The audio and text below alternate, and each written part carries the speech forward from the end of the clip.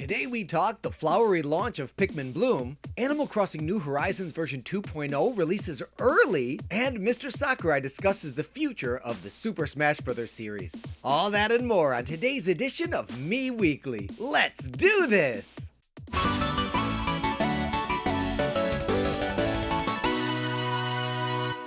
Hey everybody, welcome to another edition of Mii Weekly, this time for Friday, November 5th, 2021. I'm Hero TJ from Nintendo Wire, coming to you from Taipei, Taiwan. I've curated a small selection of what I consider to be this week's most interesting topics, so let's jump right in. You know that big Animal Crossing New Horizons update that was scheduled to release today? Well, it actually released a couple days early. In fact, Amiibo Jason and I discovered it while we were recording live on twitch.tv/Nintendo Wire. We were going back and forth with the chat to see if this was a real thing, and sure enough, version 2.0 went live. There's all kinds of breakdowns about what 2.0 includes. Nintendo themselves did an exhaustive Animal Crossing Direct detailing what you get as part of the free update, as well as Happy Home Paradise, which is available now as a standalone purchase for $24.99, or if you did subscribe to Nintendo Switch Online Plus expansion, it should be available to you at no additional charge. I won't spoil everything for you if you want to go in there and experience it yourself at your own pace. As for me, I've initiated the process of getting Brewster to open up his cafe in my museum, and I've started pouring some of my stored up bells into Harv's Island so that I can unlock more permanent establishments from some of the game's eclectic cast. And I will tell you, even if you have enough bells, you can only contribute to one a day, so I didn't know this when I made my first investment, but I recommend you start off with Leaf so you can get your hands on some fresh veggies. That'll open up more options when it comes to acquiring the ingredients you need to do some cooking. I also got to take a tour with Cap'n. I sure did miss that Kappa's little sea shanties. Oh, I also got the opportunity to participate in the Halloween festivities. Nothing special really, just got decked out in my ninja best and had a battle with my longtime rival,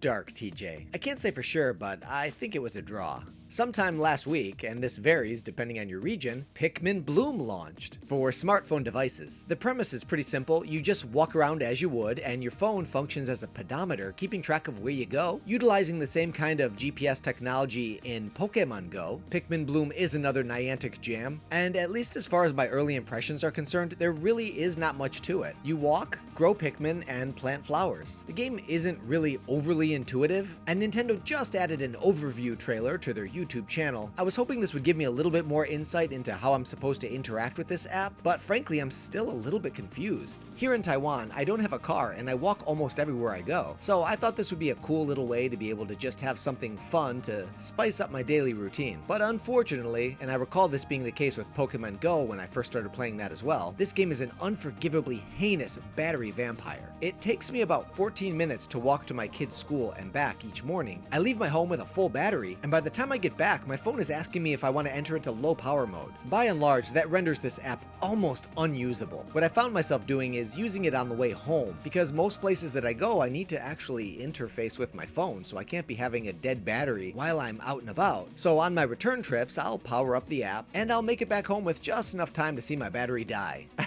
Pikmin Bloom can work in the background, which is nice insofar as it's able to record my steps without demanding my active attention. But unless something can be done about this battery burning business, that inconvenience factor is a little bit too big of an ask, if you ask me. I imagine the game will probably evolve over time, as Pokemon Go did, and there are a lot of other people around me playing it. At least at launch, the game seems to be pretty popular here in Taiwan. I guess we'll see what kind of staying power it has. In what's reported to be his final Famitsu column, Super Smash Bros. Director Masahiro Sakurai discussed the future of the Super Smash Bros. Series. In an interview, he was asked if he could see the series continuing without him. Mr. Sakurai alluded to previous attempts to delegate tasks to other people, but ultimately determined he had to do it himself, and he failed to think of a person who could conceivably replace him on a future entry in the series. As a fan of the game, it's hard to know exactly how much of the final product is a result of Mr. Sakurai's involvement, but it is obvious how much the man works, and how much these Super Smash Bros. Games demand of him. After every entry in the series, he feels like that's gonna be his last, but obviously that hasn't stuck yet. Although he did say, and I have to agree with him on this one, that Ultimate is really something special and probably won't be topped. It's really hard to imagine where they could go from here. One thing's for sure, when it comes to Super Smash Bros., Masahiro Sakurai is master hand and crazy hand with the amount of work, effort, dedication, and attention to detail that he puts into them. And with what a juggernaut franchise it is, it's impossible to imagine that Nintendo's not going to find some way to keep it alive.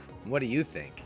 Now playing. I'm usually a one game at a time kind of guy. I tend to get into a flow with games. Once I settle into the controls and I get used to the way the character moves and immersed into the world, I kind of want to spend a little bit of time there before I move on to something new. I also don't like to read more than one book at a time or watch more than one TV show at a time. But presently, I think I might be juggling more games than I've ever played at one time in my entire life. I'm about halfway through Metroid Dread, and I want to make sure I keep making steady progress, otherwise I'm gonna forget how to play this game. I'm also most of the way through the Hyrule Warriors Age of Calamity Guardian of Remembrance DLC. I'm really enjoying that, and I want to keep plodding along. I'm also poking around on Pikmin Bloom, at least until my dead battery forces me to stop. And the new Animal Crossing DLC has me wanting to explore my island and unlock all the new things available in version 2.0. But because each one of these games deserves their own section, I'm not going to talk about any of them today. Instead, I'm going to talk about two games, one at the special request of my youngest son. I picked up this game on the recommendation of my friend Sean Capri. He mentioned it in his podcast, The Nintendo Drive, that he does each week with Console Kato, and it's just a chill little paint-by-numbers game called Love Color. I think I spent $2 on it, and both of my sons love it. It's a really cathartic, chill, laid-back kind of game where you just pick the various colors and fill them in, and at the end you're greeted with a completed picture. I remember doing physical versions of this when I was a kid, so I get the appeal. And the other game I want to talk about is Mario Party Superstars. And let me preface this by saying I pick up probably every third entry in the series, maybe one version for each Nintendo console, although I did totally skip Mario Party 10 for Wii U, no regrets. I like Mario Party, but I don't